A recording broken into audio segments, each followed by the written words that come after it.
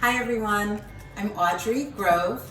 I'm the Director of Community Services and Social Accountability at Masonicare. But today I'm here from my home in my kitchen inviting you to come on in and let's make some soup. It's a really cold, cloudy, gray day today, and I thought it would be fun if we could cook up some soup together. So today we're going to be making Chickpea Tomato Minestrone Soup. And this is a recipe that I chose because everything that is in the soup should be in your pantry. So if you're interested in making this soup once we're finished, you can reach out to Carrie Hatch in Leisure Activities and she can get you the recipe. So let's get started. By the way, I wanted to let you know that if I'm not at work at Masonicare, most of the time you can find me at home cooking and baking. Those are two of my favorite things to do besides going to the beach and being outside, and of course working. So I love being in the kitchen. When I cook, it's one way to show love to my family. So sending out my love to you today and hoping you're all well. Let's get started. So I've got my recipe over here. And the first thing we're going to do is start adding some ingredients to the large stock pot.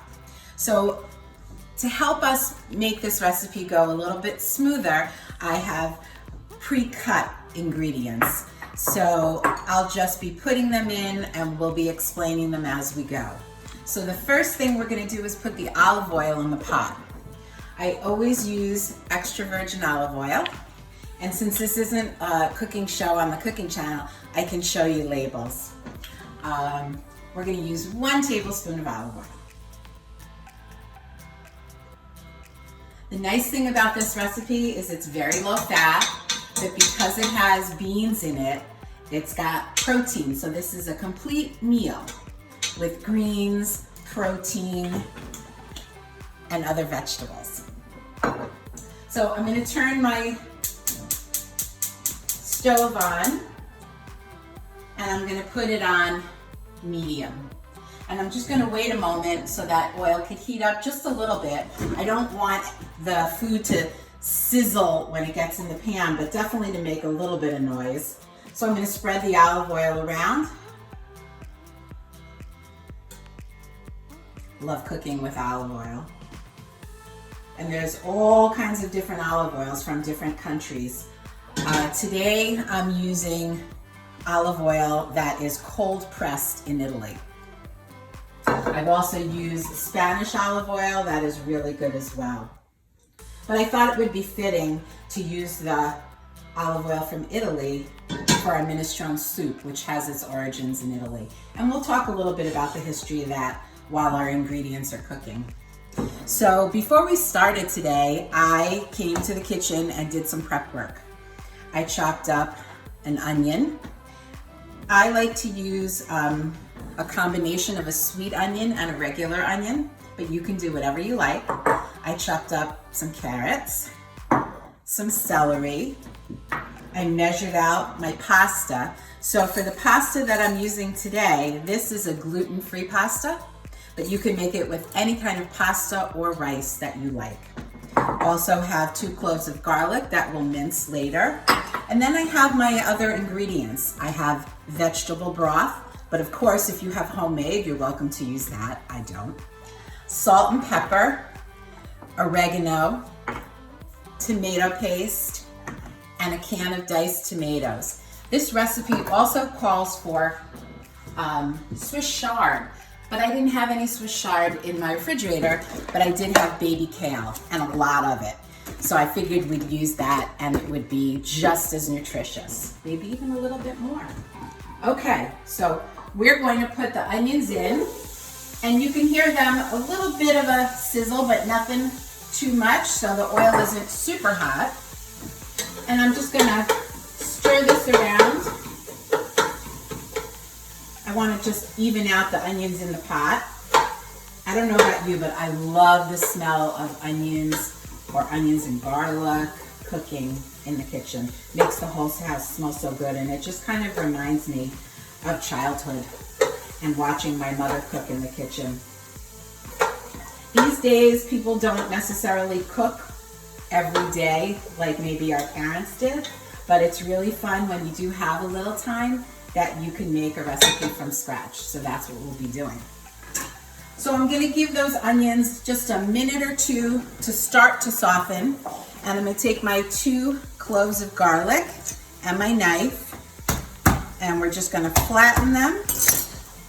And the garlic just jumps out from that paper shell it's in. Well, one of them did. There we go. So this recipe calls for minced garlic. So I'm just cutting off that little hard end sometimes you find on the garlic itself. And I have this really great mincer. Use it all the time. So I'm just gonna throw out the shell and I'm gonna put it into my mincer.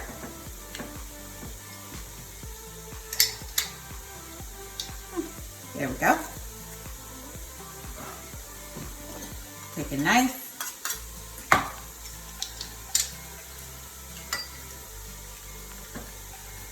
And do the other one. So this is 2 cloves of garlic. Now, if you're going to make this soup and you look at the recipe, it does say 3 cloves of garlic. And while we do love garlic in my family, we don't like tons of it. So I changed it from 3 cloves to 2. Okay, so here's the garlic. That'll be ready later. So the onion is starting to soften and it's starting to absorb the olive oil. And bonus, it's starting to make my kitchen smell delicious. So now we're going to put in our carrots and our celery. And through the magic of television, it's already all chopped up. So we're just going to mix that around.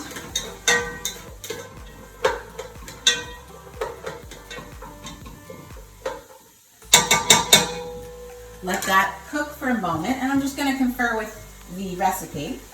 So it says saute for 5 minutes or until the veggies begin to soften. So we're going to let that go. And I'm going to tell you a little bit about minestrone. I went online actually and just looked up some history on minestrone. I don't know if you know this or not. I didn't know some of this. First of all, what's the difference between vegetable soup and minestrone soup?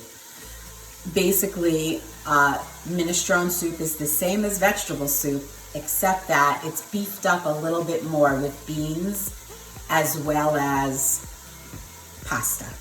So that's the difference. And where did minestrone soup come from? Well, it originated in the Roman Empire. And the word minestrone, which means a thick vegetable soup, comes from the word minestra, and I apologize if I'm pronouncing this wrong, which means soup, or literally that which is served. And I think what's really nice about this minestrone soup is that, number one, it's hearty, it's a complete meal in a bowl, and it's like a big bowl of love served to you. So there's our little history. Okay, let's get back to our vegetables. So they're cooking away and I'm just mixing them around the pan, wanting to make sure that everything's covered with that delicious olive oil and that everything's cooking evenly.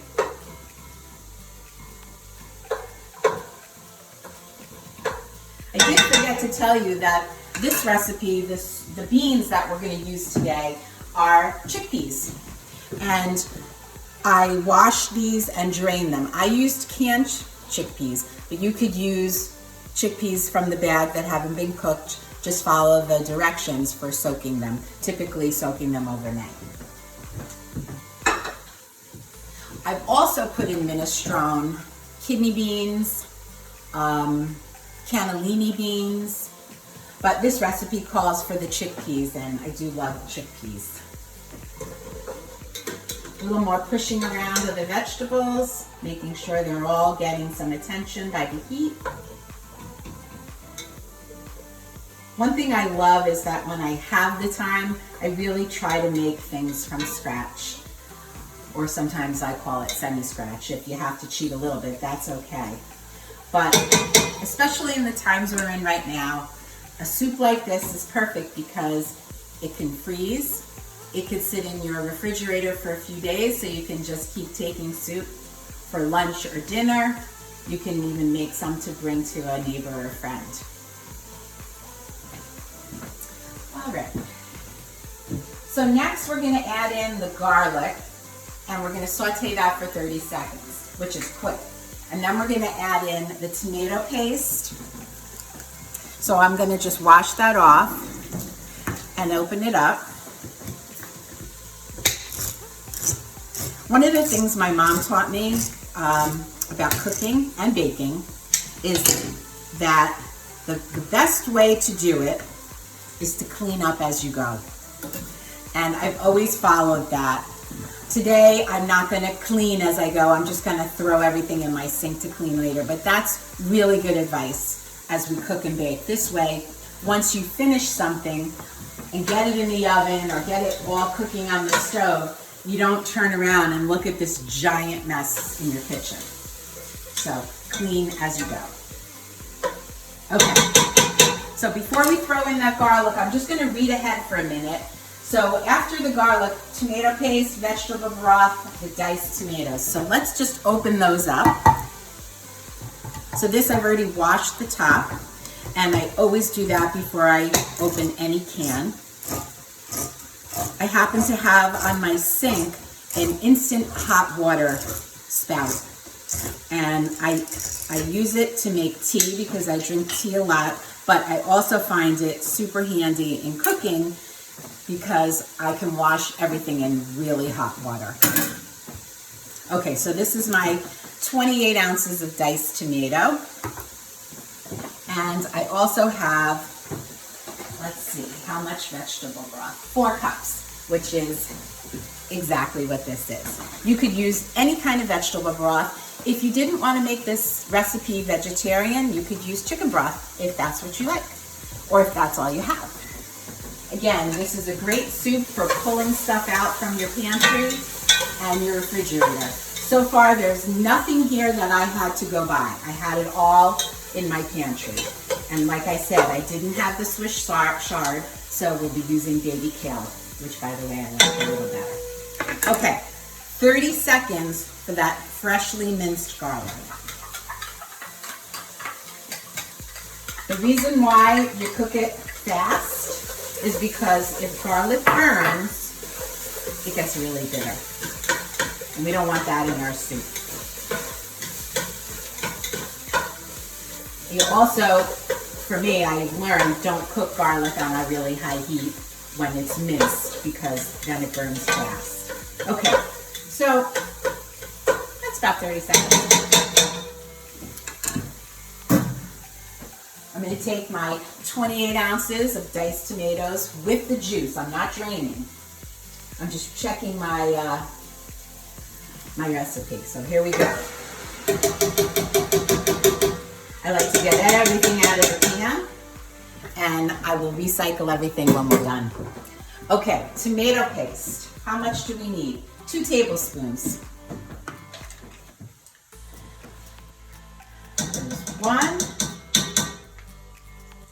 and 2. I think what I like about cooking is you don't have to be super exact, especially when it comes to soups. But when it comes to baking, you gotta be exact. Okay. And the last thing is the vegetable broth. So I'm just gonna shake it up a little, make sure it's perfect.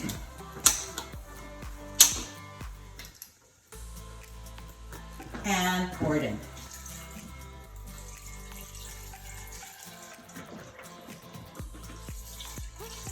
Some people like to make their own vegetable stock or chicken stock and then put it in the freezer in plastic bags. You can do that.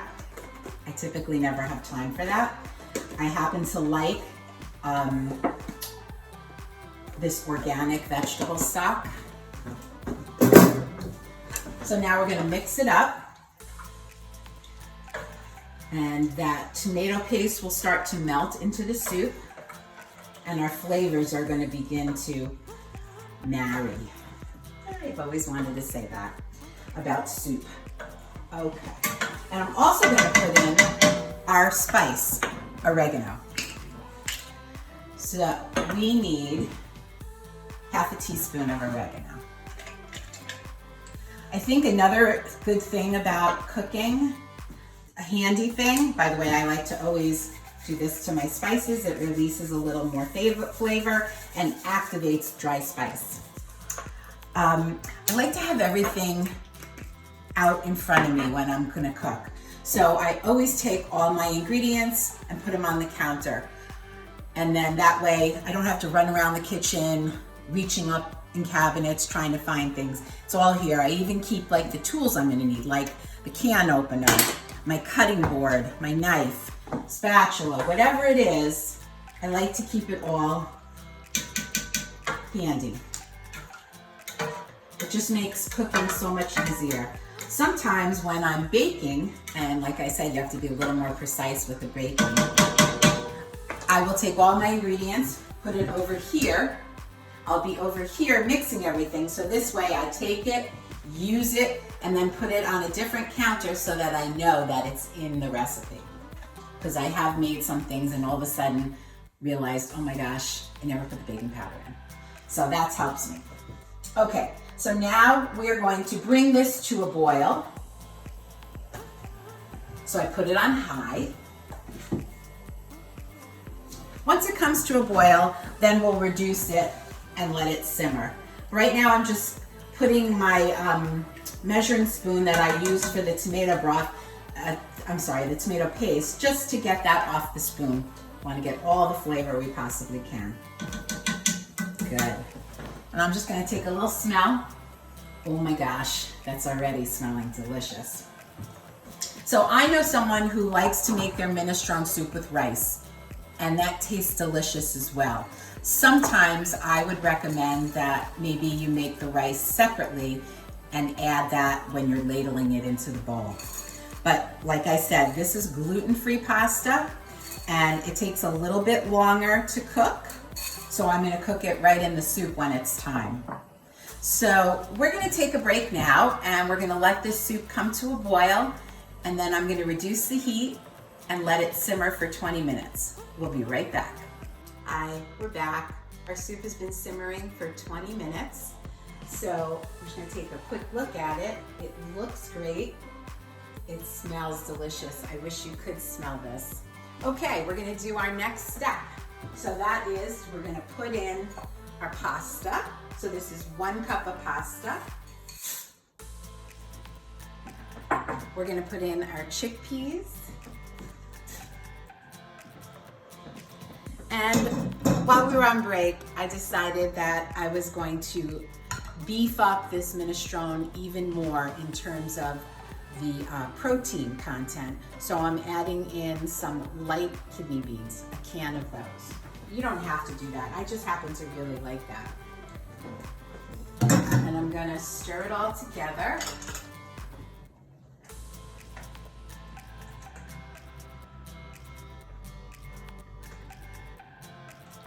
I'm gonna bring the heat up a little bit because we want that pasta to cook.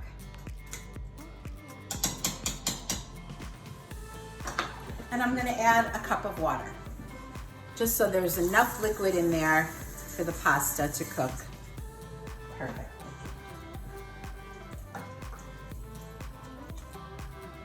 Give it one more stir. Oh my gosh.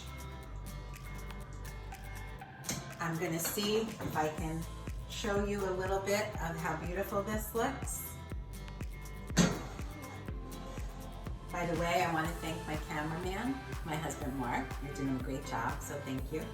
And I forgot to tell you that I kind of gave this little cooking show a name. So this is our first episode. I hope to do a few more for you, but we're gonna call it At the Stove with Audrey Grove. Okay. So now we've got to set our timer for 10 minutes. We're gonna let the soup cook we're gonna let that pasta cook. Now remember, I told you that this pasta is gluten-free pasta, so it will need just a few extra minutes to cook. I'm gonna turn the heat up a little bit so we can get the soup boiling a little. And I wanna make sure with my spoon that I've got all the pasta covered with liquid. All right, we'll be back at the end to finish up our soup and enjoy a little together. Hi, we're back. I wish you were here in my kitchen with me because boy, does it smell delicious. So during the break, I also added in the slightly chopped or rough chop on the kale. And this soup looks fantastic. I'm gonna bring it over to the camera so you can take a quick look. So I just did a little bit of a taste test and our pasta is cooked and ready. So let's put it in a bowl and let's eat. Oh, I almost forgot. A little bit of pepper.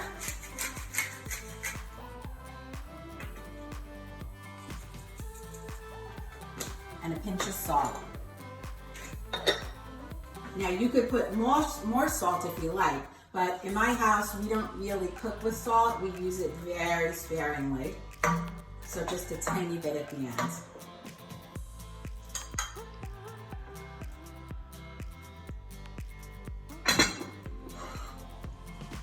Here's our soup. And we can finish it off with some parmesan on top, which is a very typical way to eat minestrone. But today, I'm just gonna have it plain. Take a little sip. Super hot.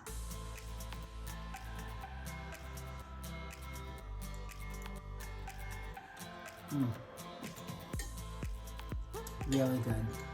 So I'm gonna go ahead and sit down and enjoy my lunch. I hope you all have a great day. Thanks so much for stopping into my kitchen, and hope that we see you for our next episode. We'll be making biscotti. Have a great day and be well.